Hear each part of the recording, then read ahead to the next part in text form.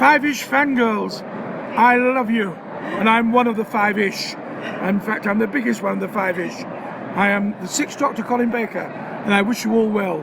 Have fun.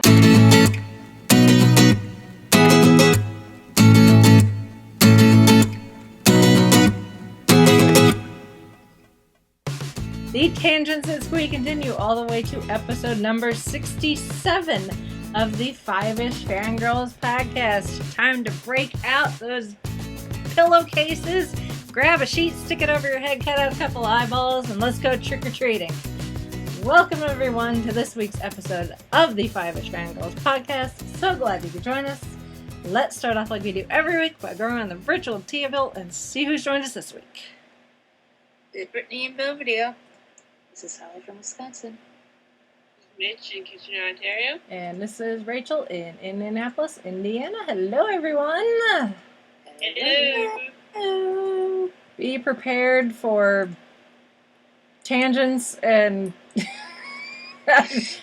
we've been very opinionated on some of this stuff before we even started. The news has gotten a few reactions. Yes. There might be a couple soapbox moments. Yeah. Just consider this a warning. Particularly the last piece. Yeah. So We've in the last few minutes argued about the last piece, and we will re-air those opinions in a minute. in a minute.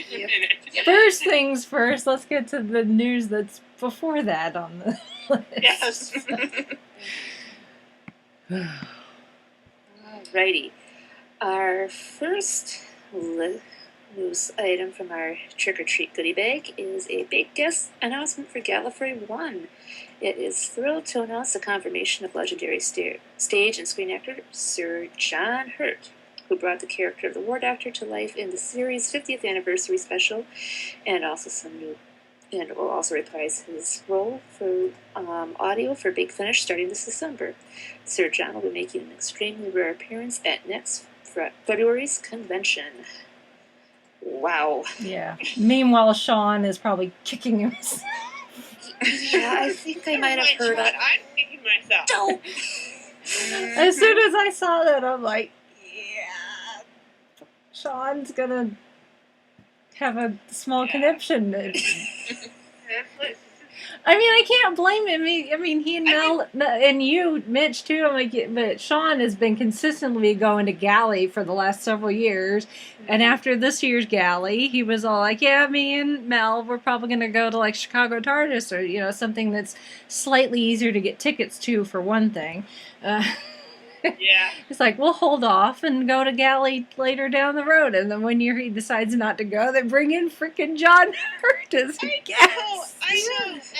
And another guest that's been announced for this next Galley that I really wanted. She is India Fisher, who plays Charlie Pollard in Big Finish. Mm-hmm. I saw some of the guest list. I'm like, oh my gosh, what this year's guest is so good. I wish I could afford to go, and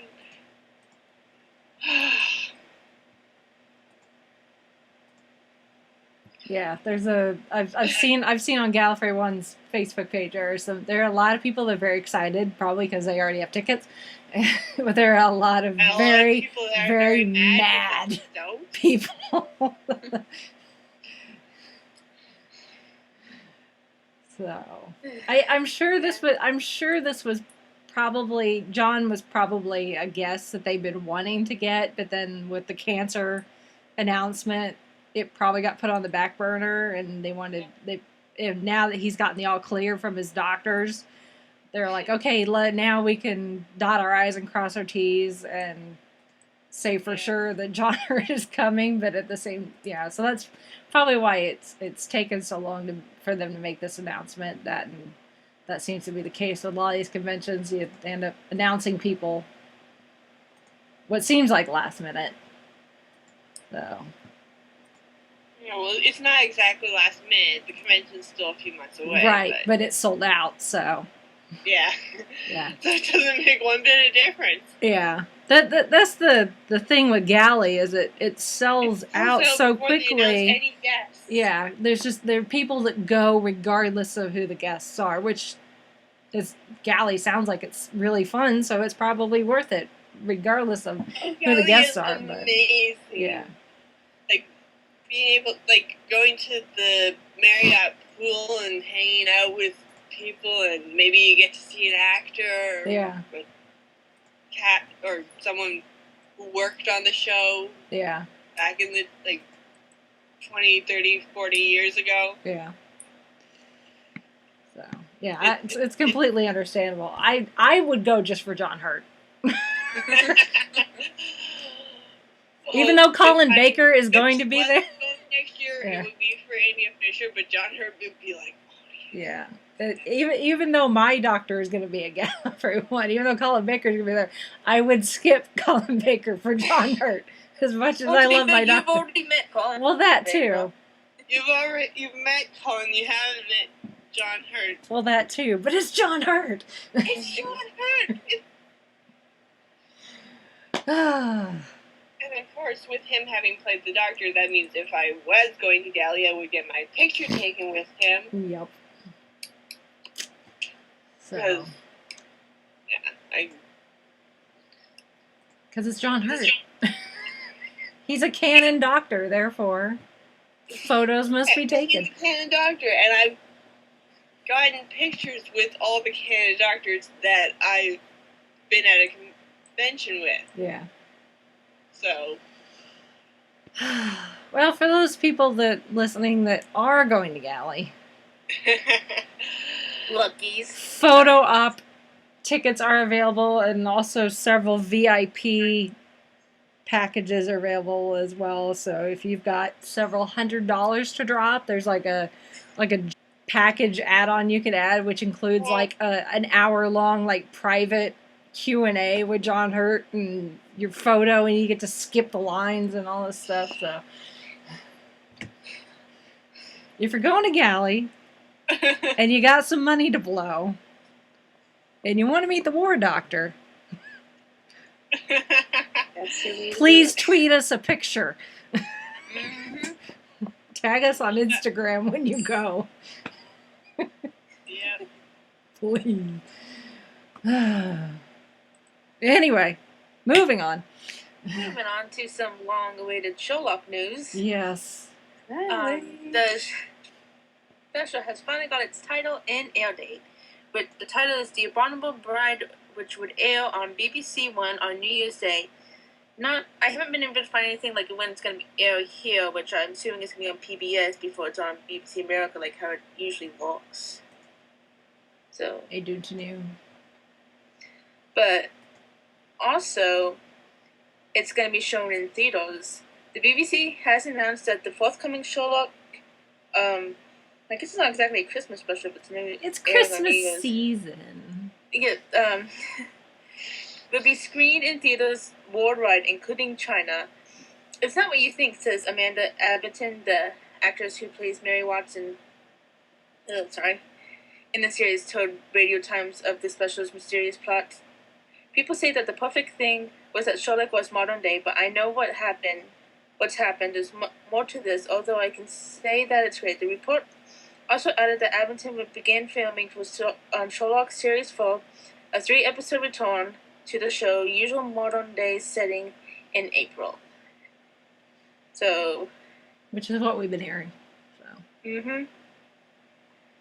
And there's also an extended trailer, which we'll have the link in the show notes to watch. Mm-hmm.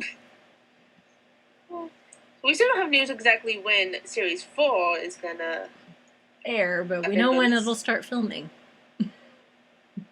After Benedict Cumberbatch is done filming Doctor Strange, as we've discussed before.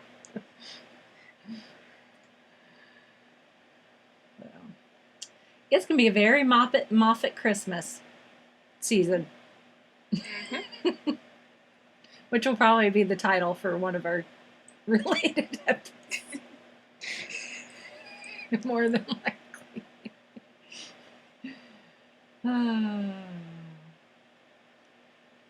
So, I hope it's in a theater near me. I like seeing this stuff in the theaters. I like the big screen and the surround too. sound.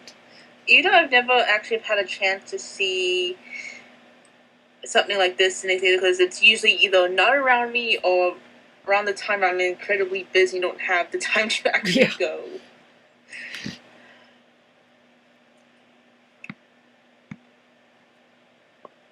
It's not like regular movies. It's only in the theaters one, maybe twice. Yeah. So, stay tuned, I guess. And then as we know more, we shall share it on Facebook.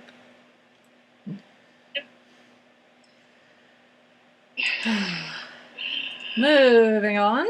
Moving on to trailers. Because there's always trailers. More trailers! For Jessica Jones and Star Wars. Which the Jessica Jones one, is a legit, bits from the show and not just all these little teasers that we've been getting with. We get to see more of Jessica and get to hear her talk more, and we actually get to see David Tennant. I've seen pictures Yeah. of of David Tennant in the trailer. So He's in it, and he is ticked off. That's one way of putting it. He is not to be messed with. This is not our goofy 10th Doctor, David Tennant that we all know and love. from what I hear, no. Yep. He's I'm guessing between what we know of Jessica Jones and his character, and also because this is going to be in the same vein as Daredevil, that if you're a fan of David Tennant just from Doctor Who, you probably don't want to watch this. If you're a fan of David Tennant for being David Tennant and being a really good actor, then you probably want to watch this. But if you love David Tennant for the whole 10th Doctor thing, this is probably not going to be your cup of tea. Nope. Just a warning. And yeah, then we had that little Star Wars trailer too that kind of broke the internet. I'll say. Just a little bit. Because Star Wars tends to do that. I thought the trailer was going to break my husband, but thankfully it didn't. It did amuse me. Like, I have no problems, but it did amuse me that they decided to air it on TV during the Football. Monday Night Football game. Yeah, I love the meme that was going around with Obi-Wan Kenobi. I didn't see it till it was available on the internet after that, because I don't watch football, and I had no plans of watching football just for this one little trailer. I would have watched the football because I wanted to watch the Giants play anyway, but... Oh, you didn't actually want to watch them that night. Well, I mean, I figured it would probably be available online at some point. Yeah, it was almost instantaneous. Yeah, it was. It was like, I was watching it, and then, like, I went on to Facebook to react to it, and then all of a sudden I see, hey, look, Star Wars trailer. Yeah. I went to bed. It had like 200,000 views on YouTube. I got up, and it was at a couple million the next morning. Like, yep. And then it's at I think last I checked it was like 140 million views, and that was a couple days ago, or yesterday. So, few people have watched it. And I saw like we joke about internet. Star Wars broke the internet. Apparently, it broke Fandango with all the pre-sales. I had no problems. Well, But I use the Fandango app too, so instead of the actual website. I saw like people having issues with something like Yeah. Although we weren't able to get the 17th.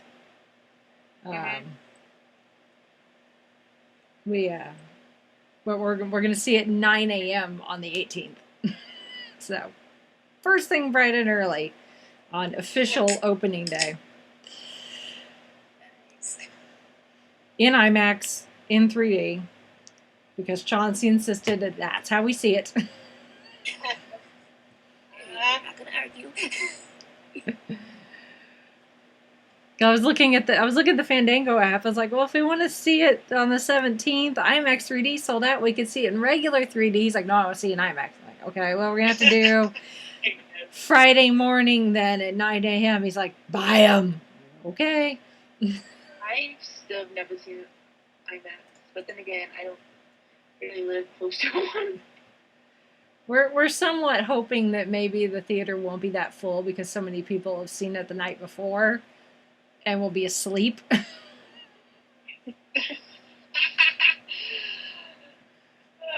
So that we can go and hopefully not be that busy. I doubt it, but we can dream. Luckily, my the movie theater close to me is very rarely packed, even for the big blockbusters, because I live in such like a sparse area. Oh yeah. That it's ever been for me, which was pretty much a full packed theater room was when I went to see Hunger Games. And like I was like the oldest person to win real, and I was 21 or 2. Yeah, I imagine this is probably going to be like Harry Potter. Yeah. When we saw the last Harry Potter, Deathly Hallows Part 2, it was packed, absolutely packed. So, although I remember standing in line for Episode 2, when the prequels came out, but even then, I don't think it was quite as busy as it was for Harry Potter. So. It shall be interesting, and I'm sure we'll all have reports of how crowded the theaters were when we go see it. There's like no doubt in my mind of what we're going to be talking about that weekend. Oh, yes. Just a little. Only the most exciting thing to happen ever. For some people, at least. Moving on, though, to news that makes you tilt your head and go, huh. We're all going to get out our soapboxes here for a second, so bear with us. So, a lot of people thought this was a joke, but apparently this is legit. So, yeah. Apparently, K9 from Doctor Who, for those of you that don't know, and if you don't know who K9 is, what's wrong with you? Go now and go watch School Reunion or something. But K9 apparently is going to get his own movie titled K9 Time. See, I'm so confused. Timequake.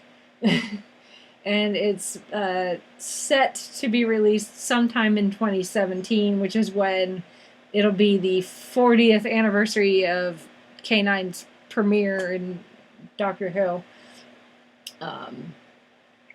But it's going to be written by Bob Baker, who was a writer in the classic Doctor Who series and was also one of the original creators of K9, and has also gone on to write other stuff. But apparently there's going to be... The way they're describing it, it sounds like a Michael Bay film. A multi-million-dollar movie with great action adventure set in deep space. Dashing heroes and heroines, androids, monstrous aliens, and the ultimate foe. Yeah, it sounds like a Michael Bay film. Apparently, K9 is going to be going up against Omega. Which, if you're a classic Doctor Who fan, you know who that is. But it's like the way they're marketing this, it makes it sound like it's supposed to be for a new generation of Who fans. But if all you've watched is the classic or the new series, you're not going to know who Omega is, really.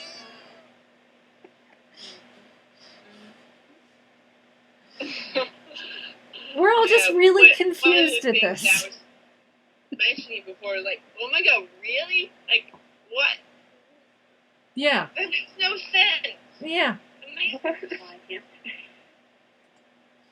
Because looking at the article on DoctorWhoTV.co.uk, there are details. K9, the world's most famous robot dog, traverses the dimensions of space and time to become the latest robot star of the big screen. Having made his TV debut nearly 40 years ago in the 1977 Doctor Who TV serial The Invisible Enemy, K9 went on to become one of the most iconic characters from the BBC series. A new look high-tech K9 for today's cinema is being prepared for films. Yeah. Pretty much. It's like, really?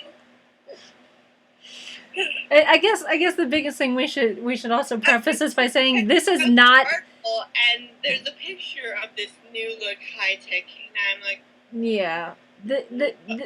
It's a lot like the spin-off, the unofficial, like the spin-off that's not officially connected to Doctor Who, and therefore they can't use anything but K9, and they had to revamp the image because they couldn't even get the rights to the image. Right. So, like, 'cause in the spin-off, like, there's, like, nothing other than K9 that ties it back to the rest of the Whoniverse. Yeah. Like, K9 doesn't even remember the Doctor. That's how much it's disconnected from everything else. Yeah. This new K9 is really similar. It's like, yeah. what's wrong with the old? With the no. There's nothing wrong with it. It's just they don't have the rights to that particular K9. No, but for this, they don't have the rights. Yeah, that's the thing is we just don't Is involved. Yeah, the thing is we don't know. Because this, as far as what they're saying with this, is it's not officially being done by the BBC, so it's like a third party fan. I don't know if it's like a fan thing or what, but it's. But if the creator is involved, surely he has the rights to. Yeah, and that's one of the things we were speculating before we started recording is, because there's been issues in the past with Doctor Who characters that the creators have the rights to the character, not the BBC.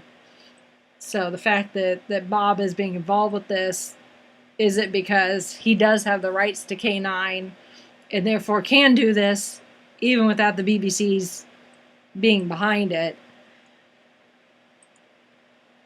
But if that's I don't know. But if he has the rights to K9, why can't they use the K9 that looks like the K9 we like?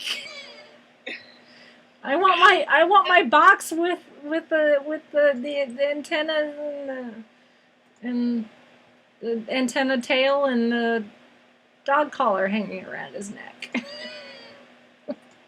And the little satellite dish ears. Exactly. Yes. That's the K9 I want. I don't think that's the K9 we're gonna get. We're gonna get the Michael Bay K9. Yeah. We're getting the K9 we don't dissolve. Yeah, really. In the article, it's vaguely like. I mean, you can tell he's a dog. Dog-ish. Shape, and we got the red grilled eyes and the nose laser, which doesn't look at all like the old nose laser. It's like a more sci-fi, because the old nose laser is just a little metal tube that came out the front and fired the laser. This is I don't. Yeah. Why? Why? Why? I don't know. Although, I saw people talking about it on Tumblr, and they were like, money. Yeah. Maybe Bob is hard up for money. I don't know. Money. That's why. Still, why now?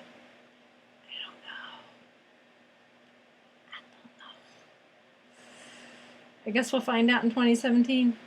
Yes, we will. It's all.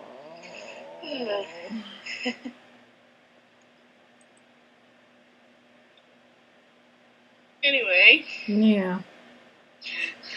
Again, news that makes you go, huh? Just plain why? Yeah. Mm-hmm. What? I'm sure the guys from Traveling the Vortex will probably have similar thought processes. Maybe they'll be able to say it more eloquently.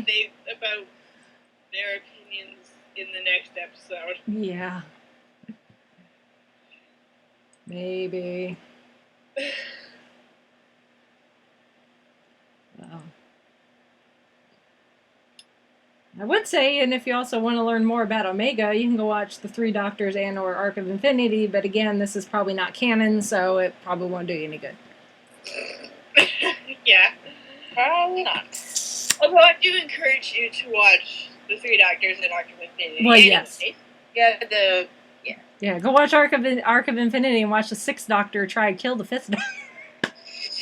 and you should totally listen to the commentary. I love the commentary for the Arc of Infinity. The commentary is great.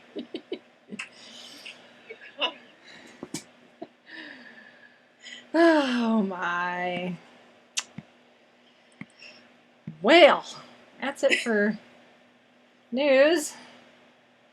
Oh my. So let's move on here to well, I would say the topic at hand, but we really don't have it. We have a umbrella. We're gonna do things a little differently this week. And we're either going to fall flat on our faces or we're going to be like, hey, we should do this more often. So normally we've easily done like a top 10 or something or other that would make the most sense. But, you know, where's the fun in that? But we thought it would be appropriate considering that it is October 25th. As that we're recording this, that Halloween is coming, and we've yet to do anything Halloween related, mostly because we only have been on the air through Halloween once. And that was last year, and last year I was on my cruise, so Halloween got skipped completely last year. Not that that's a bad thing. Wasn't for me, at least. But we thought we'd just kind of sit around the virtual campfire here and chat about Halloween and what Halloween means to us as far as fans, personal stuff, and Chauncey probably really should be in on this conversation, but he's working. Because he is a huge Halloween fan. It is his absolute favorite holiday in the entire world. It may partially be because his birthday is right before Halloween, so Halloween also means birthday party and presents for him, at least when he was a kid. Or he just likes scaring people. Probably a little of both. Sounds like an uncle of mine. His birthday is on Halloween. Yeah. And he likes scaring people, so Halloween is his favorite too. Yeah. So. Which, you know, more power to him. I will fess up front and say Halloween, not really my thing. I'm pretty much in it for the free candy, and that's. I don't like being scared. I don't like scary movies. I don't like going to haunted houses. I suck it up and do like one a year. I did our local children's museum haunted house last year, and that scared the bejesus out of me. That's about as scary as I can go, is a haunted house intended for children. And even then, it's pushing it. That's just me. I used to be more okay with like horror movies and thrillers and stuff. And then I watched I Know What You Did Last Summer, and that completely put me off any horror ever. Yeah. Understandable. Oh. I kind of want, like, part of me wants to watch Oculus for Karen Gillan, but then the other part of me is like, no, it's a horror. You don't like horror. Oh, like, That's Karen Gillan, but it's still horror. It's still that stuff that you really, no. Yeah, that's kind of the way I feel about That stuff you really should stay away from. like the Tom Hiddleston's new movie Crimson Peak. It's like, oh, it's Tom Hiddleston. It's a kind of a period piece that it's kind of sexy, but then it's like it's a horror movie. It's like Horror, it's gross. yeah, Scary, and blood and yeah. it's like Tom, I love you, but I mean, because I used to be, like, I was scared by horror movies, but I used to be okay with them. Like, I remember watching Silent Hill with my sister, and, like, no Nope. more. No more horror. yeah. I can't do it. Yeah. Not anymore. I used to be, like, where it was like, I know I'm going to be scared by this, but I'm going to watch it anyway. I'm now like, just like, nope. Yep. Yeah, Sean. and I'm just laughing And because the straw that broke the camel's back, so to speak, was I Know What You Did Last Summer. I watched that and it was like,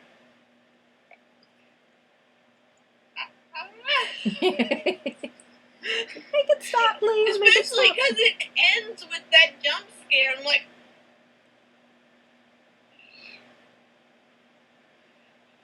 Yeah. like, 'cause I was fine. I watched it through and I was like, okay, scary, and then they get through it and it's okay, and like, okay, end it now.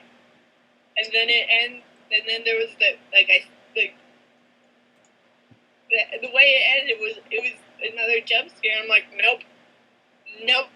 If they had ended it when everything was fine, I'd probably still be watching horror movies. But they ended it like that, and that just nope. That's what broke me. Was that Yeah, I think scene of I Know What You Did Last Summer completely put me off horror movies for like probably forever at this point.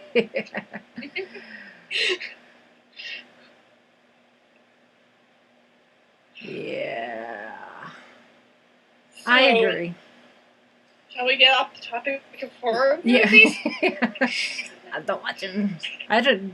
Brittany, Dolly, do you guys watch horror movies? Well- Are you with us? Or are you against us? I'm with you ladies. When it comes to the Halloween stuff, I stick to the kiddie specials. I mean, we're talking Hocus Pocus, Oh, yes. Witch, Boogity Man, the cartoon ones. I mean, I remember watching even the cartoon version of Sleepy Hollow. That had me a little creeped out when I was younger. Mm-hmm. So I'm just, I mean, even some of the suspense movies, I'm like, no. And my folks, are you sure? I'm like, yeah, trust, I'm sure. No, thank you. Not my cup of tea.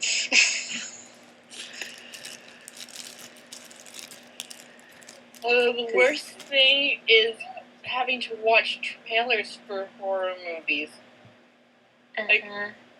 You watch a YouTube video and they put a trailer, or you go to see another movie. Like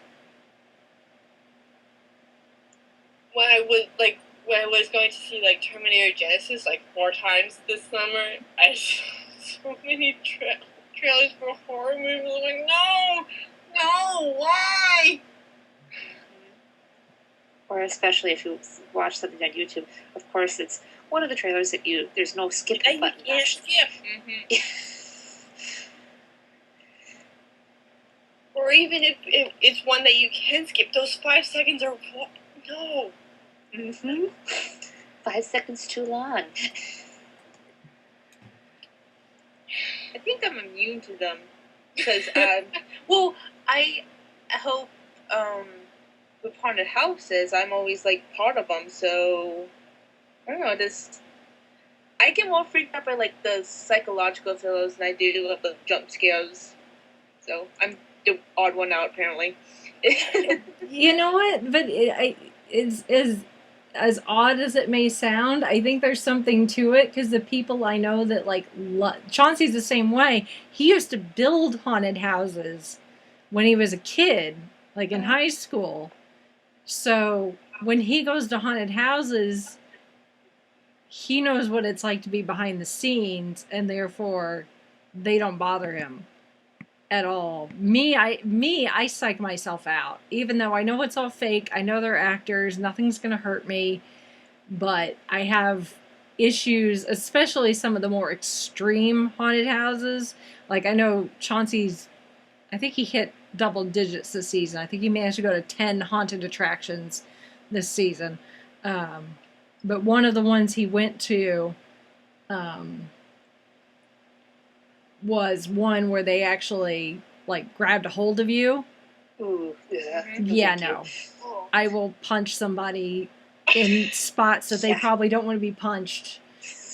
And it's you know, and they tell you that ahead of time. I mean, they'll let you know that, you know, if the actors, you know, they'll let you know if there's touching or that sort of thing.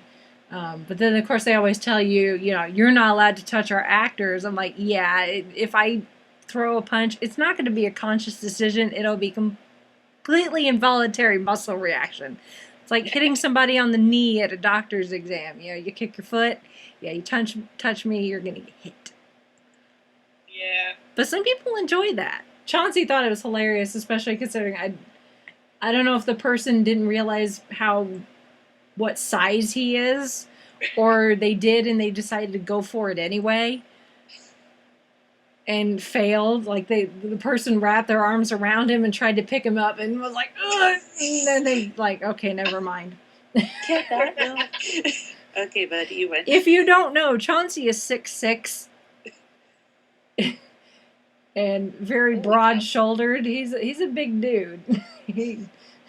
So. Yeah, I got a cousin who's 6'6", but he's skinny. Yeah, no, Chauncey's not. I mean, he's not fat by any means, but he's built. So. Yeah, I've seen pictures of him. I know he's like. He's solid. Yeah. Good for me, bad for a haunted house worker. I have a built-in bodyguard as a husband, but bad if you're a haunted house worker and you're supposed to be scaring him because it's not going to work. Yeah.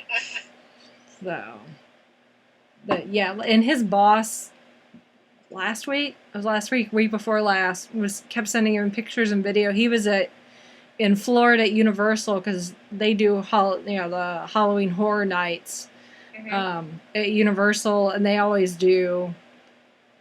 Theirs is it's at the studios part of Universal, but they have like a good dozen or so, 10 to 12 haunted houses / mazes, all with distinct themes, which is fine if you're into that sort of thing. But to go in between the haunted houses, all this walking space is also in itself a scary area where they have people walking around with chainsaws and chasing after people, and they call them scare zones, but pretty much the entire thing is a scare zone. So pretty much once you enter the park, it's nothing but onslaught, scaring and jumping out and, you know, frightening people, and so not something I would ever enjoy going to. But his boss goes quite often and loves it, and I can't wrap my brain around why somebody finds that entertaining. But hey, teach them. I'll be at Disney World. Now there is Halloween I can get around. Disney does Halloween for someone like me. They do Mickey's Not So Scary Halloween Party. It's I'm sure I talked about this a little bit last year when we were talking about the cruise, because we did the Halloween party before our cruise last year. It's a separate ticketed event, so you don't need a regular park ticket. You buy a ticket for this, and it's only on certain nights, starting in like mid-September through Halloween. And they have trick-or-treating, You can dress up in costume. It's one of the few times that adults are allowed to dress in costume and go into a park. They have special fireworks and a special parade. They have characters in costumes that you don't normally see.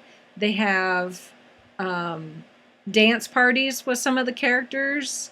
The park is all decorated and they have music playing and special lighting and all that. And they also have a stage show, which for the longest time, it was on the stage of the castle. For the longest time, it was a stage show with a lot of the classic Disney villains.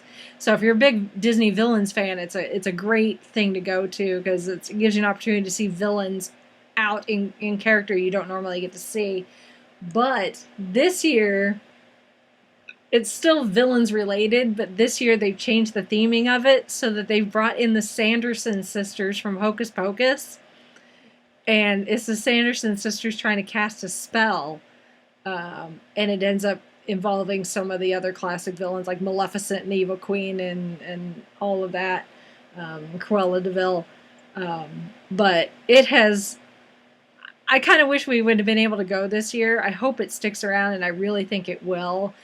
Because the nostalgia with so many people that remember watching Hocus Pocus when they were kids, the nostalgia like barometer is just through the roof, and I've seen video of it several times, and they do the whole, you know, the song "I Put a Spell on You" from the movie and all that and dance, you know, the dance number and all that, and I'm all like, yes. This is how you do Halloween for someone like me. It's not scary. They're not jumping out at you. And there's no blood. There's no guts. It's awesome music with characters I love and recognize. And if I could celebrate Halloween at Disney every year, I'd be very happy. It's more my speed. Bit of talking about Hocus Pocus, that was a tradition for my sister and I would go trick-or-treating on Halloween and then come home and watch Hocus Pocus. And I still watch it today. Oh, yeah. Yes. I haven't watched it this season yet. I need to fix that. Yeah. Chauncey watches it every year. He watched it a couple days ago, actually. No, I had actually never seen Hocus Pocus until he and I started dating. I'd never heard of it. I'd never seen it. And now I've seen it multiple times that I can't even keep track. Even with Halloween, I pull out some of the TV shows that I know have done Halloween episodes. And Castle's done a couple. Buffy's done one. I think Angel's done one. Or I'll pull out some of the kind of not quite Halloween, but some of your Doctor Who episodes and toss those. And there was one year in college that I was there for Halloween, and I actually went with a group of friends, and a group was putting on a Rocky Horror Picture Show. Oh, yeah. Oh, yes. I love Rocky Watched Horror. on the big screen, audience participation and everything. That was a blast. Went to a Rocky Horror Picture Show. It was right after one of our haunted houses, and they had the movie on in the background, and they had actors acting it out on the stage, and then it had the audience participation. It was insanely fun, and I don't know. Yeah, I love Rocky Horror. That and Clue. Now, those are two movies I will watch at Halloween. Yes. While Chauncey's watching Halloween Part 564, give me Tim Curry and fishnets any day. Oh, Young Frankenstein. I love that one. That's one I watched a lot on Halloween. It's Frankenstein! Yes. Mel Brooks. Yep. Thank you, sir. Yes, you can't go wrong with a good Mel Brooks movie. I'm sorry, I got distracted. distracted by the like emojis, little videos, Oh no. and I started playing one. And I'm sorry, I didn't know it was. I'm sorry. It's okay. That was good timing. That's when we were all quiet. Yeah. Well, I think that means it's bad time because then everyone heard it. Yeah, well, that's true too. So, So not to sound completely culturally ignorant, but Mitch, is Halloween in Canada? what? Like, yeah, we have Halloween. Well, I figure you probably did, but I mean, you're not American, but I don't know how you would be able to compare. When I was younger, Yeah. yes, we hand out candy. Although we haven't been getting very many these past few years. Many trick-or-treaters, that is. That's no fun. Yeah. More candy for you then. Well, yes. Yeah. That's always the upside to not getting a lot of trick-or-treaters. You get the leftovers. Yeah.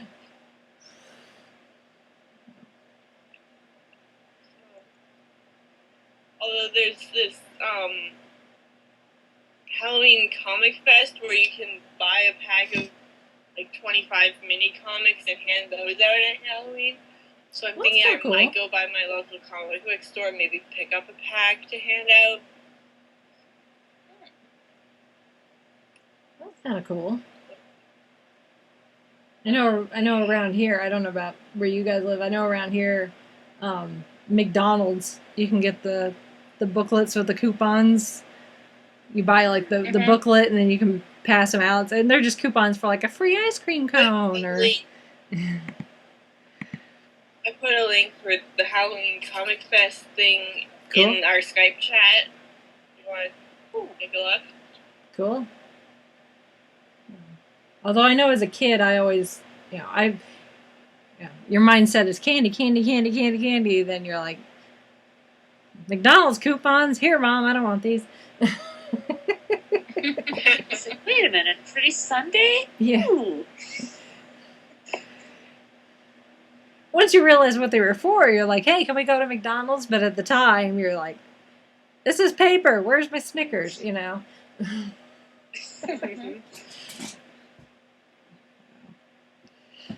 Ugh.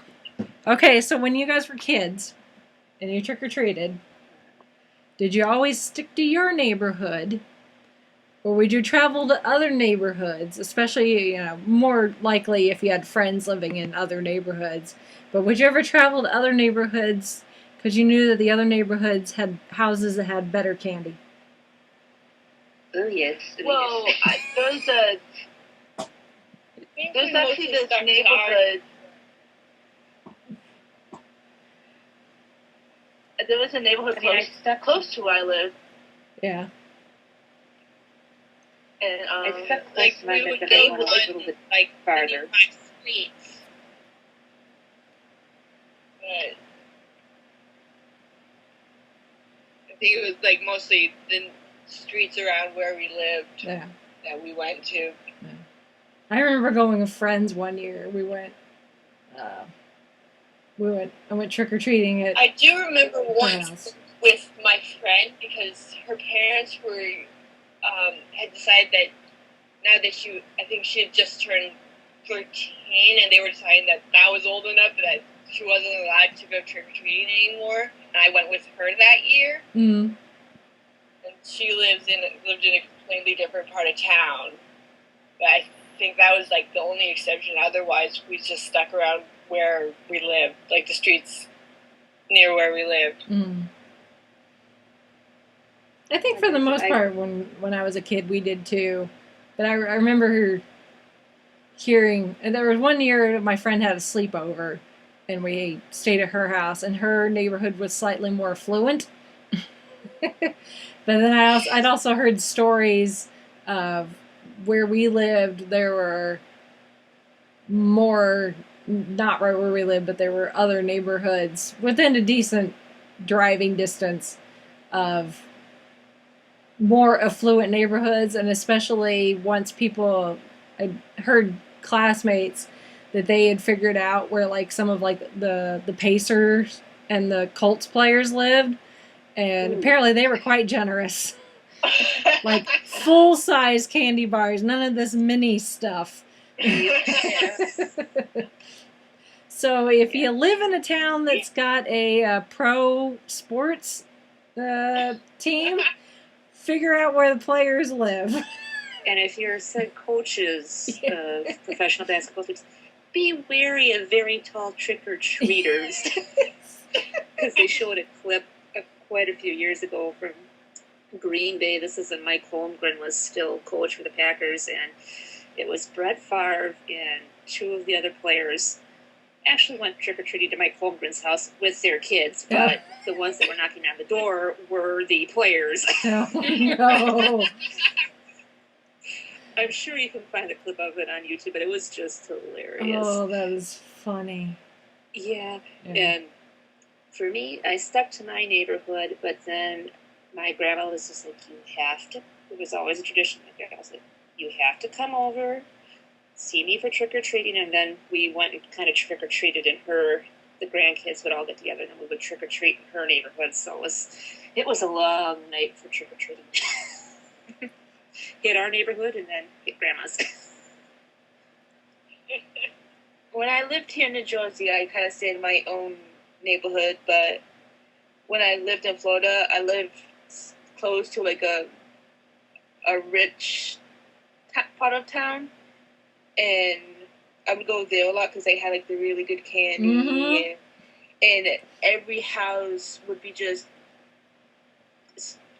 I don't want to see the electric bill of how like done up with the Halloween and like you see on the video, like on YouTube, the ones that have the lights in sync with the music. Yeah. Pretty much every house had that. So it's like, I usually went there more for seeing the decorations and the candy. Yeah.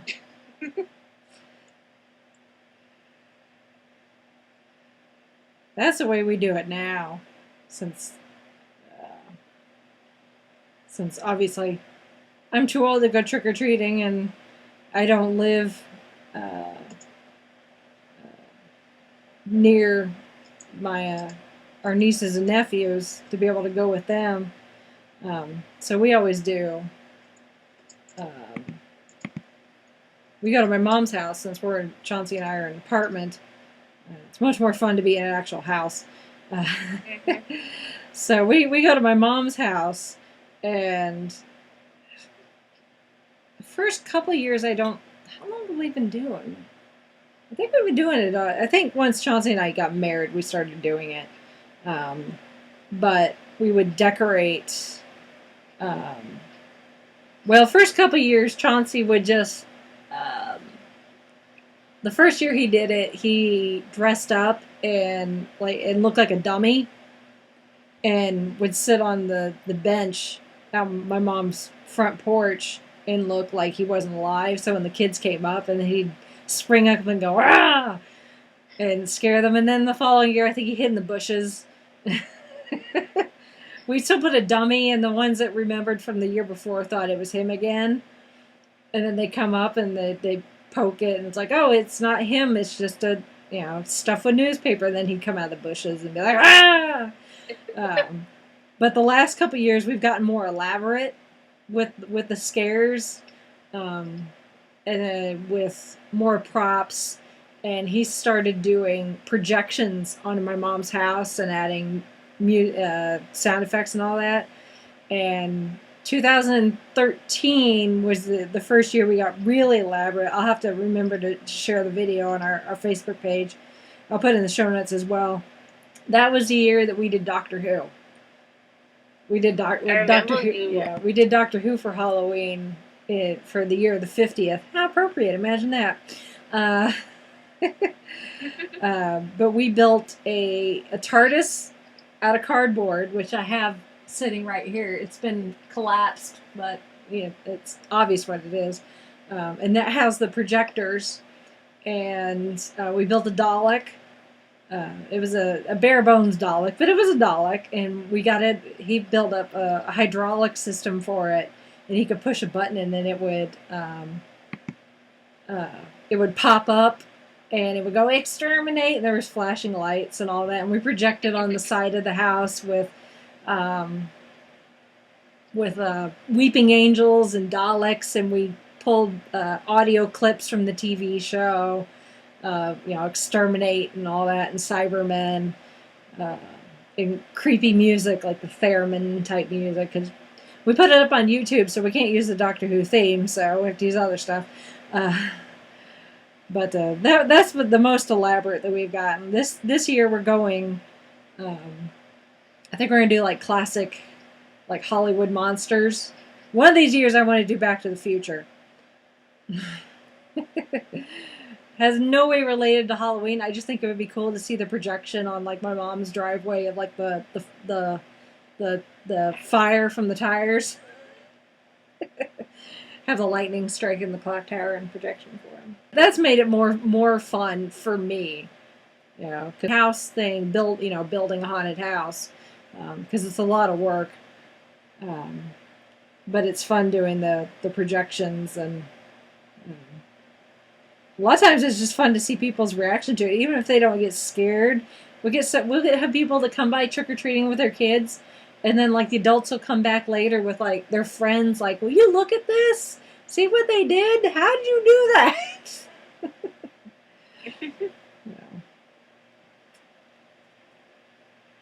That's my favorite bit, that and the candy.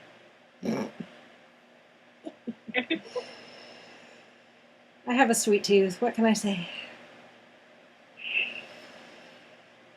I always loved getting costumes, because most of my costumes were not necessarily handmade, because I usually just got the stuff I needed from like thrift stores and stuff like that. Mm-hmm. One year I was a gypsy, and I got like one of those, I can't remember the name of those kind of skirts, but and I got like all these like outfits, and I was in a Halloween costume contest. I would have won. I got second place. I would have won, but a little baby girl dressed as a puppy beat me. No. I couldn't. But as soon as she came up, like, darn it, I lost. I know this. Like, how do you beat a baby girl dressed as a puppy? Puppy. I don't think you can. Okay. Unfortunately.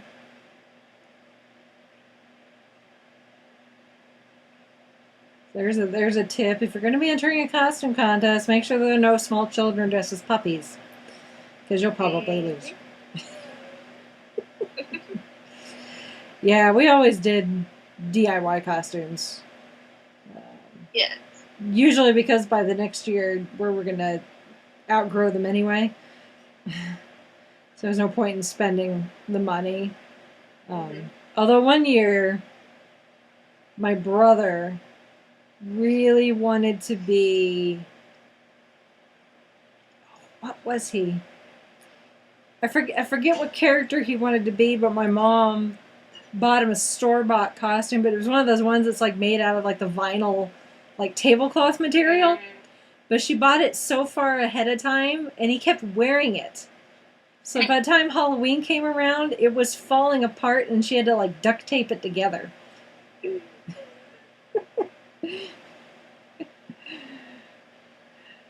But other than that, we'd pretty much DIY our costumes. I had some DIY. It was a couple store bought. I remember I had a Princess Leia one that I wore, but the thing was it was so cold that, had to fit a coat on, and then the costume was a bit of a tight fit. One year I wanted to be Santa Claus. I was about like 4.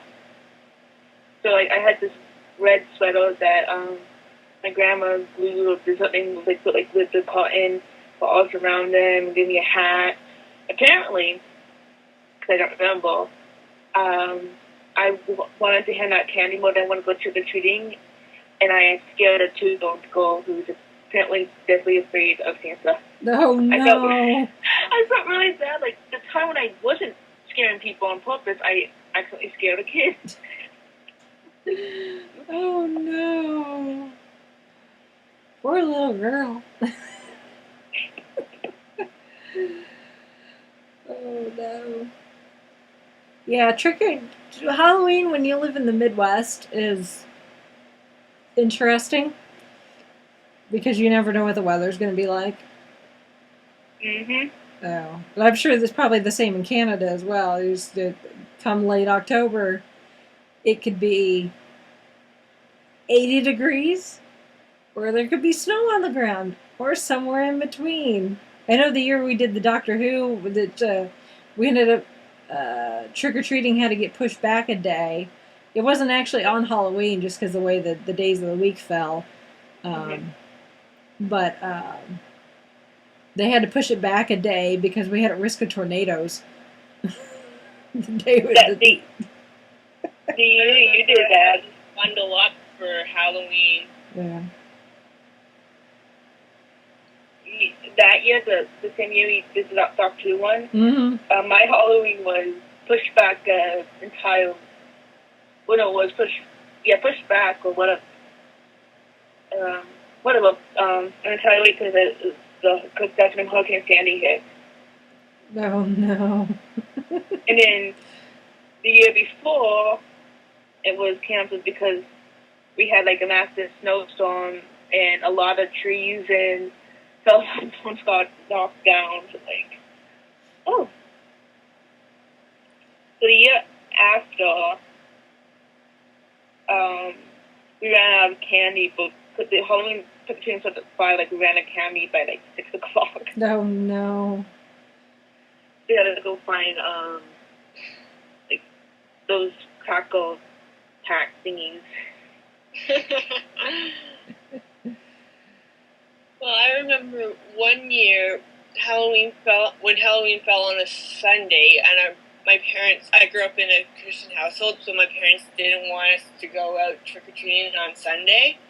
So the Saturday before, there's the small group, they were part of a small group, so we all got together at my house, and the adults and the kids would go back from the front door to the back door, and then back to the front door, and each time it was a different set of parents giving out the candy, and that's how we did trick-or-treating that year. Because Halloween fell on a Sunday, and my parents didn't want us trick-or-treating on Sunday because day of rest. Yeah. That's smart thinking. So you still got to. We still got the trick-or-treating experience. Yeah. Without going out on the day on what was considered by my family and the families of the small group. Yeah. A day of rest. Yeah. When I was a kid, our church kind of frowned upon Halloween, but they'd always have. They call it the Hillbilly Hoedown. They would bring in like a bouncy castle, and we could come in costume, and there would be like the carnival games like pop the balloons and pick out the rubber ducky, and a cakewalk. Have you ever done a cakewalk at any sort of like, school or church carnival type thing? So we did that for several years when I was a little kid. I knocked out a tooth at one of those, playing in the bouncy house. I was dressed as Minnie Mouse, and I was in the bouncy house, and I was trying to do flips, and I knocked myself in the mouth and knocked out a tooth. That's my memory of that. And then once we got to the point where we would go trick-or-treating, there was one year we had snow, like a lot of snow, and it was really cold. So we had our winter coats over our costumes, and my mom followed us in her car, keeping the heat cranked up. And then when we get too cold, we could jump in the car and get heated up and then go to the next house.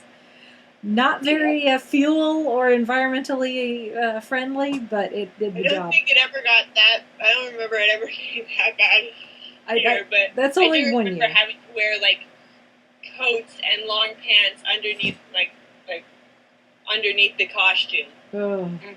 yeah. Rachel, been there, done that, know exactly what you're talking about. Yeah. Not fun. The things you do for free candy.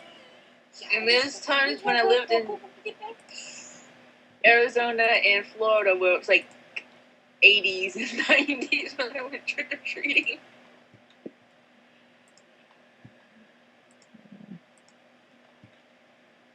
Again, Halloween in the Midwest.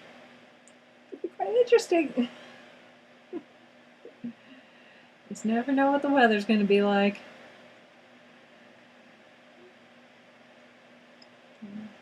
Unfortunately. Thankfully now I can, since I'm the one handing out the candy, I can take refuge. Yeah. I'll probably Inside. end up handing out candy at my house this year. Yeah. Yeah. Watching Maybe. Doctor Who on TV probably because it's on Saturday. Well, the TV's downstairs, so probably on my laptop. Yeah. Yeah, it used to be back in the day, no matter what, you know, usually on Halloween is when they would show things like It's the Great Pumpkin, Charlie Brown. But now they air it, this year it aired, it's already been on, and I missed it. And that makes me sad.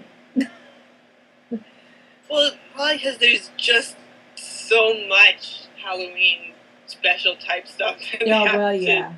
Yeah. spread out over a longer time period. Yeah. Like, Well- if they tried to show all the Halloween specials ever on Halloween, They wouldn't It- finish it's till done. Christmas.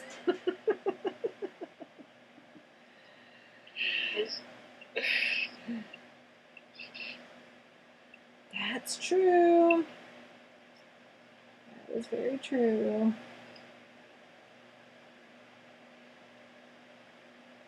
But still, it's Charlie Brown. I don't know why by this I have This Is Halloween from Nightmare Before Christmas. No idea why. That's another good one to watch too. Which apparently there's been like a big debate on when you should watch it for Halloween or Christmas, and I ignored it because I actually watch that movie every. What, you're talking about Nightmare Before Christmas? Mm-hmm. The correct answer is both. Yeah. Yep. Well, me, the correct answer is any time that I want. Yeah. No matter what time of year. But apparently there's a debate, and apparently like one of the creators of I've heard one of of the this official dudes thing. made it. And everyone, and the people that I've heard about it from are all of the opinion that the correct answer is both. So.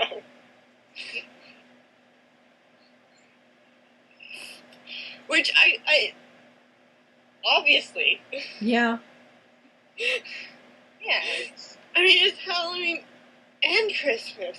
Mm-hmm. Both. And Easter for a hot second there in the movie. Why So not? really, you could watch it on Easter as well. Any excuse to watch The Nightmare Before Christmas. Mm-hmm. Take that, purists.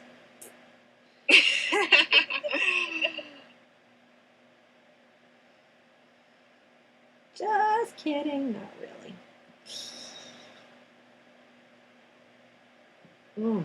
Excuse me. So, yeah, Halloween. It's an interesting holiday. Mm-hmm. For those of you that love it and are diehards, I'm giving you a thumbs up even though you can't see it. I worked with a gal once who loved all things horror films. And she would watch them all year round. And then she'd tell us about it at work. She's like, yeah, watch this, horror, psychological thrillers, suspense, whatever. If it made you grip your couch arms in terror till your knuckles turn white, she loved it. And I never could wrap my brain around how somebody could find that sort of thing entertaining. I was playing around online, and I just found something interesting that makes me want to go to New York. Oh, yeah. Apparently, the Wizarding World of Harry Potter is unofficially coming to New York. Several Ithaca, New York businesses are banding together on Halloween to transform an alleyway into a Wizarding Street inspired by Diagon Alley from Harry Potter. Nice. See, that I could wrap my head around. I would be all for that. Troll in the dungeon! Just want y'all to know.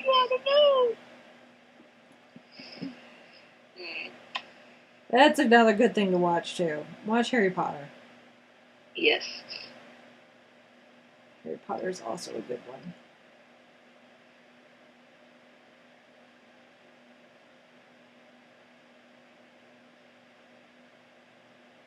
And take your pick in Doctor Who. Pick an episode of Doctor Who. There's a lot to choose from. Although, if you guys listen to the guy traveling the vortex, that when they every Halloween come Friday Night Who, they try to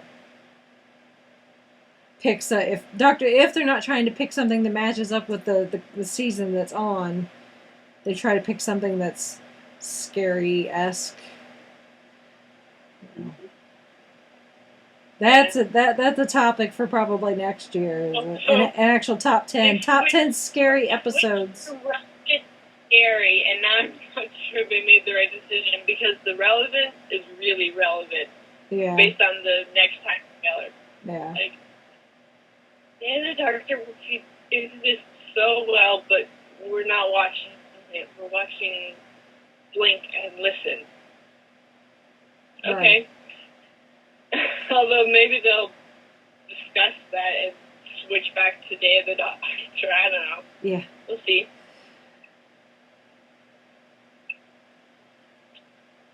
I mean, because the next Doctor Who episode is a direct continuation, like, basically. Pretty much of Day of the Doctor. It's the fallout of the B-plot of Day of the Doctor. Yeah.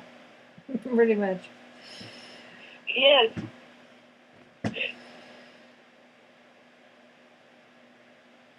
Well, it's not too late to send in the petition to have them change it. Please switch it back to Day of the Doctor. I suppose not. Although I guess, we've wanted to pay attention to the fact that it's the night before Halloween. And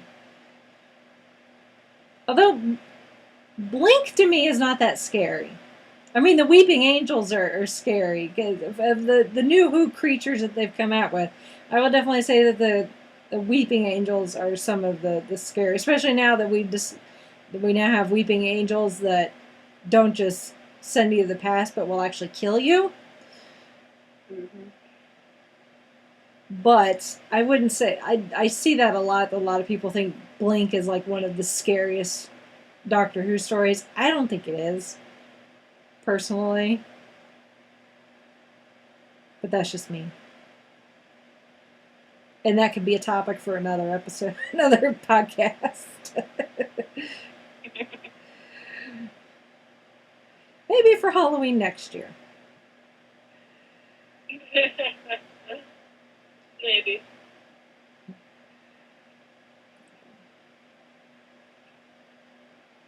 But anyway. Oh, excuse me. I'm awake. Yawn was in no way relevant to my opinion of this conversation. I just happen to be tired. It has been a very, very long week, Yeah. unfortunately. Well, I was taking a nap just before today's call started, so I didn't really judge.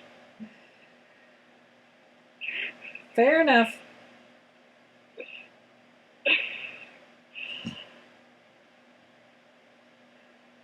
Fair enough. Yeah. Well, the reason I suggested having like a general like topic of like just see where the conversation takes us is because I kind of want to discuss recent developments on TV shows. Like, did you get the did you see catch the Back to the Future reference in the latest Heroes Reborn?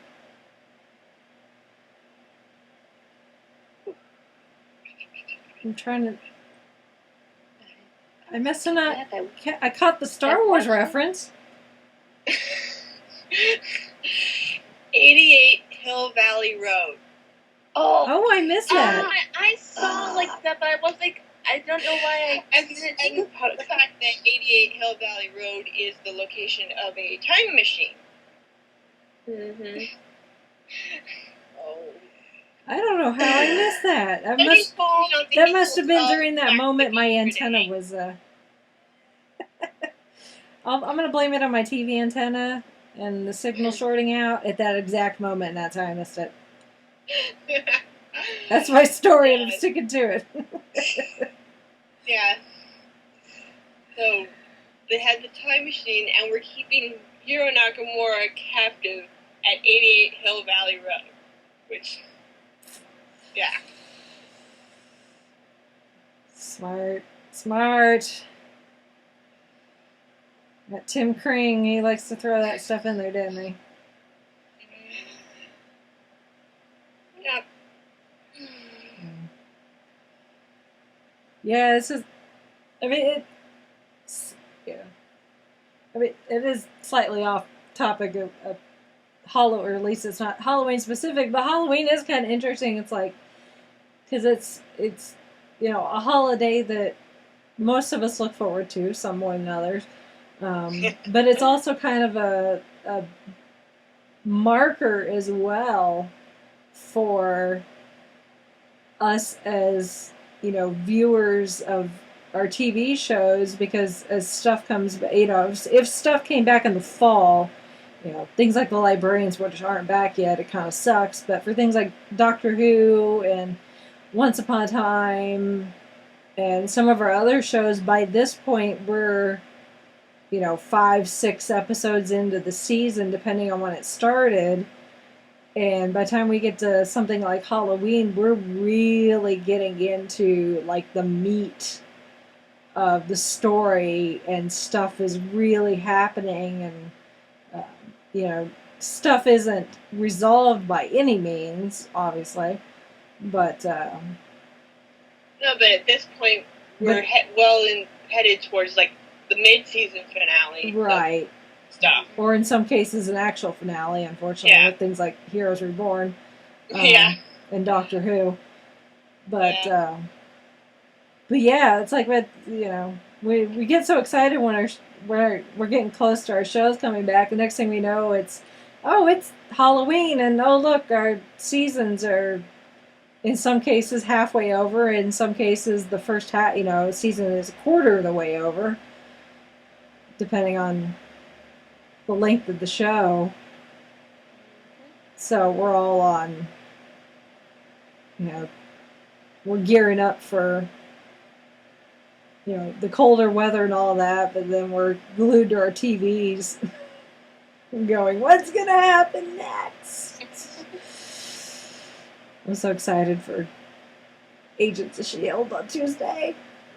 Find out what happens to Simmons. I'm so excited for a lot of things. Yeah. Watch way too many shows. Yeah. I don't even know how it's possible. Yeah. I feel like we should do like a mid or quarter season check-in. Like, how is everybody doing? Everybody holding up all right? Yeah. Do we need to do a psychological checkup here on every? Yeah. Are you doing okay? Are you completely destroyed emotionally? If you are, I understand. Oh, another thing with Heroes Reborn is that when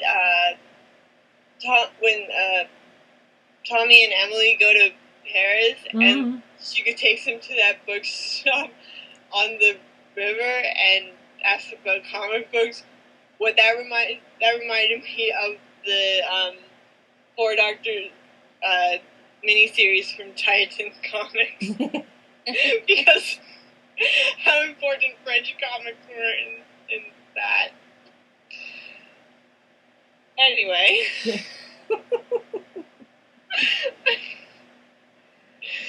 There was French comics, and these were French comics. and All right. Well, in Mitch's case, psychologically, she's done.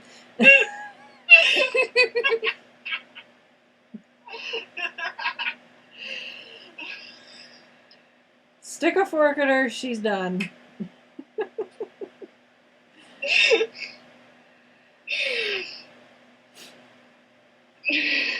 It's okay, we understand. Yes, it wasn't like intentional on the part of Heroes Reborn. It just happened, and then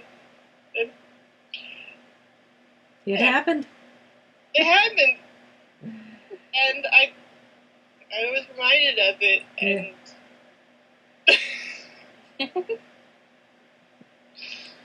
I'm just glad that Hero is back. Yeah. I'm so. Part of me is all like, what took him so long? And then there's part of me that's like, yeah, this was so worth the wait. Speaking of that, next week's gonna be brutal. Yeah. So how many? Apparently, it's gonna be like this June 13th thing is gonna take up 2 episodes. Oh yeah. Yeah.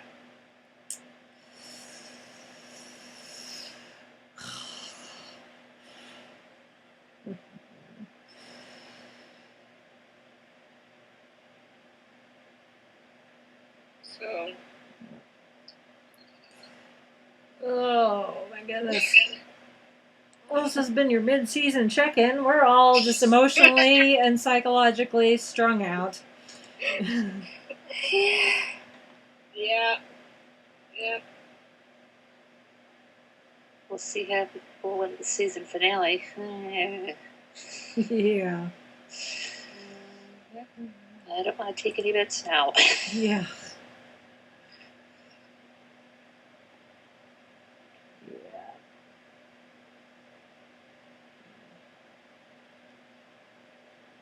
Oh my. I need some candy.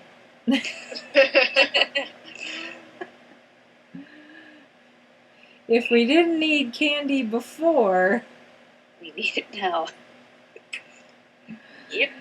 we definitely need it now. The medicinal. We need some medicinal chocolate. Yeah. To help ourselves emotionally. Anyone gonna dress up while you're passing out candy? You're just gonna be yourselves.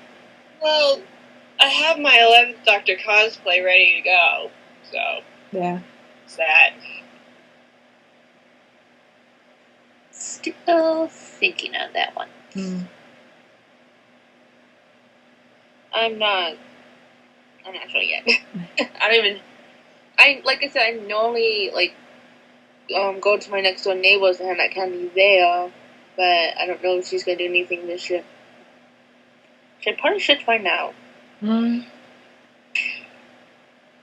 I'll probably bust out one of my Doctor cosplays. It's easiest.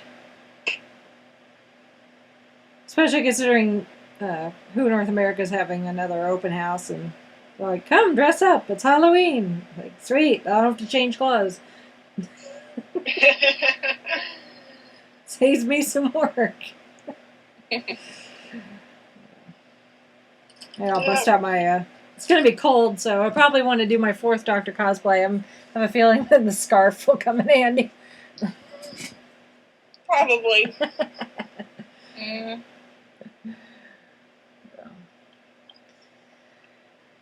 And I'm sure we'll have video of this year's scare set up. So once Chauncey puts that up on YouTube, I'll make sure to share it. I'll just share the channel for now, and y'all can watch the previous years, the Doctor Who, or even the non-themed ones. Why did I have trouble saying that?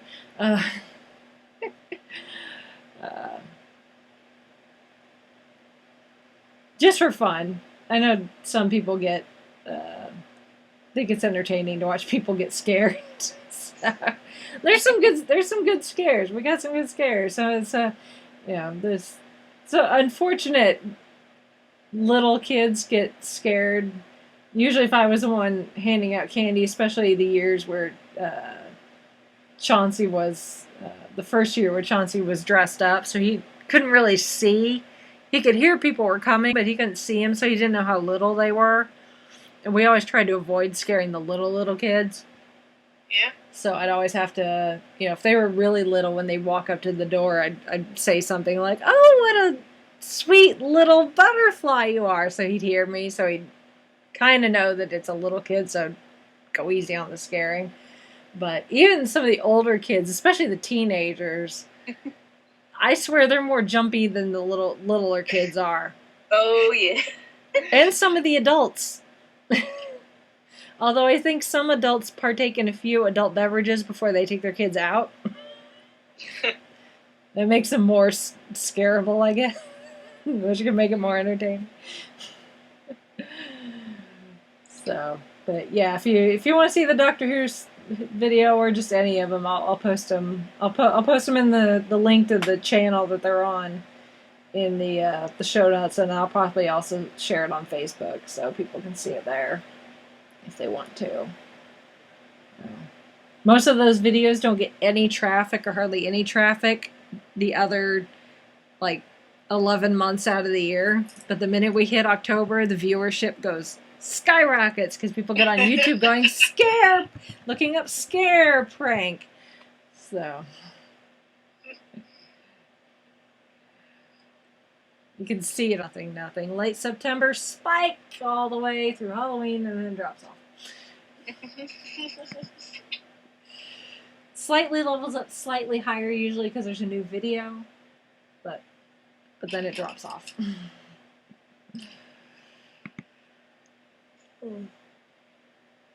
Alrighty then.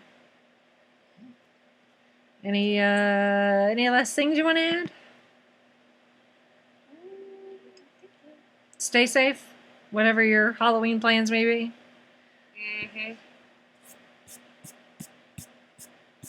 You go out trick-or-treating or out to events, safety in numbers. Don't eat any already opened candy or anything that looks funny, suspicious. Just watch it out for people. Make sure you're visible. Make sure you're visible. Yes. Halloween can be a lot of fun, but it does involve being out at night in the dark, which can be fun in itself, but also somewhat dangerous. So we want everyone out there to have fun, and hopefully you get lots of candy. And I would say if you could make it to Disney World, you'd really get a lot of candy, but at this point, all the remaining Halloween parties, I guarantee, are sold out. You can go to Universal, but you won't get candy.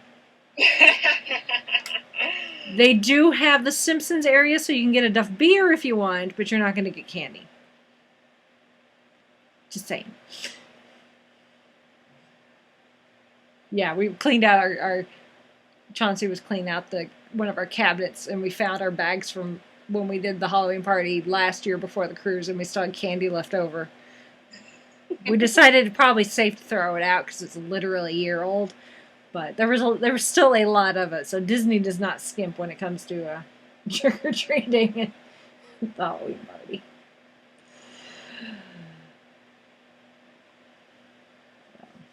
Alrighty then. Well, that's going to be it. If you want to join in on our Halloween discussion, if you want to share your own stories or anecdotes or whatever, or if you want to tell us how you're doing psychologically and emotionally now that we're well into the seasons of all of our shows, you can reach us at our website, which is the 5ish Fangirls Podcast.blogspot.com. There you can reach us. There's a contact form. There's our email. You can Twitter, Instagram, Pinterest, Tumblr, Patreon if you got a couple extra bucks to send our way. We greatly appreciate it. We appreciate everyone's support, monetary and otherwise. It's always fun seeing tweets from folks saying they're listening to the show. It's like, oh, yay, someone who's not my husband is listening to our podcast. And someone that's not me either. Someone I don't personally know. Yeah. Kind of cool. That's always cool. Yeah. So all of our contact there, Patreon, iTunes. So you can find us on iTunes, download the show from iTunes, subscribe, rate, and leave a review if you wish. We also would appreciate that. Warm fuzzies. Don't forget to like our Facebook page. There you can find a lot of our news, stuff that we share that's not really shareable on here, memes, that sort of thing. That's also where you also find announcements for things like the photo challenge, the book club. Speaking of people tweeting, did you see this one where Who Brannigan recommended us to someone looking for Doctor Who podcast? I did. And the person said they hadn't heard of us, but now they have. So yay! If you're that person that you're hearing us now, hi, thank you, and thank you to Who Brannigan for giving us the shout out there. I don't check the notifications for the podcast Twitter all that often, but when you mentioned that, I just went to take a look and saw that. I'm like, yeah. Yeah, we don't tend to tweet much. Usually it's through the tweet-alongs. Yeah, for the tweet-alongs, and usually then it's only just the countdown. So then we go to our own individual Twitters to do the tweet-alongs. So. Although the guys at Traveling the Vortex do sometimes tweet more from the Traveling the Vortex Twitter when they're doing Friday Night Who. Yeah. So we should consider tweeting more from the 5ish Fangirls. Yeah, maybe. Twitter account. Maybe the next Star Wars of Friends, I'll try that. And I think when I reblog something on Tumblr, on our Tumblr, it cross-posts to our Twitter. Yes, it does. Like got that and notifications. And the countdown for when we host a tweet-along. And the occasional Instagram post, although we don't post much on Instagram either. So. We tend to regram other people's Instagram posts more than anything. So. It's all good. We just like being on the social medias.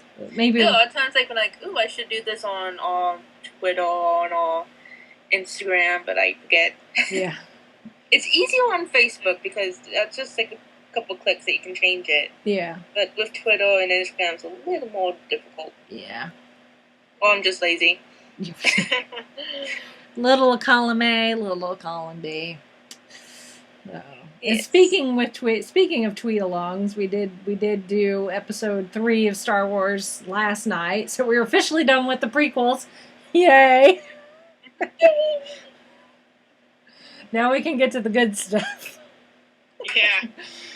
Finally. I'm glad we're doing it in this order, though, so that we get the prequels out of the way. Instead of doing it the other order. or machete order. So we will do episode 4, A New Hope, in 2 weeks, which is November 7th, I think. Is that right? Let me check my calendar. I think it's the 7th. Would it make sense? Yeah. Yep. Yeah. November 7th. Okay. So, episode 4, A New Hope. Where it all began. If you're old enough. And I will be watching the next 3 movies on VHS. No George Lucas remastered cut here. Good Well, old fashioned tape. Went to watch episode 3 last night. I discovered that the disc wasn't in the case, and so I had to scramble and watch it on Daily Motion, and that was no good. But I did check, and that I won't have this problem anymore for Star Wars with Friends. That's good. I checked the entire original trilogy, and they're all in their cases. As long as nothing happens between now and when we watch them, I should be good. Woo! You should get the trilogy and hide them somewhere so nothing does happen. Yeah. I should probably, after we finish recording, grab them off the shelf and squirrel them away in my room. So I Stick know- them under the mattress. Yes. Smart idea. We won't tell. I don't know where Mitch hid those. I don't. What do you mean Mitch hid them? I know nothing about that hiding of copies of Star Wars. I know nothing. Anyway, I think with that, now that we've all commented away, got on our soapbox, got off our soapbox. I really want to go raid the Halloween candy now. I don't need to, but I want to. Got a box of mini chocolate bars that is already open that I've been eating from all week. Yeah, my mom has the actual trick-or-treat candy. She took it to her house. I think my mom she's got box. I generally don't eat from boxes unless they're already open. Mm. So all my mom has to do to keep me from eating the Halloween candy is not open the box until Halloween. You had a smart mom there. So, like, I take from the boxes that are already, the stuff that's already open. So. Yeah, no, when I bought a couple of bags specifically for Chauncey and I to eat, and I haven't opened it yet. So there's a Reese peanut butter cup with my name on it. I'm considering going to a store and buying a box of chocolate bars just for me. Like a box of those mini chocolate bars just for me to like snag on and You should. whatever. You should. It's a sound idea. Yes. But first things first, we need to sign off Yes. so that we can do that. Yes. So, yep. Sorry. This is me and Bev saying goodnight. This is how it starts. Good evening. Mitch saying goodnight from Kitchener, Ontario. And this is Rachel in Indianapolis, Indiana. I gotta rock.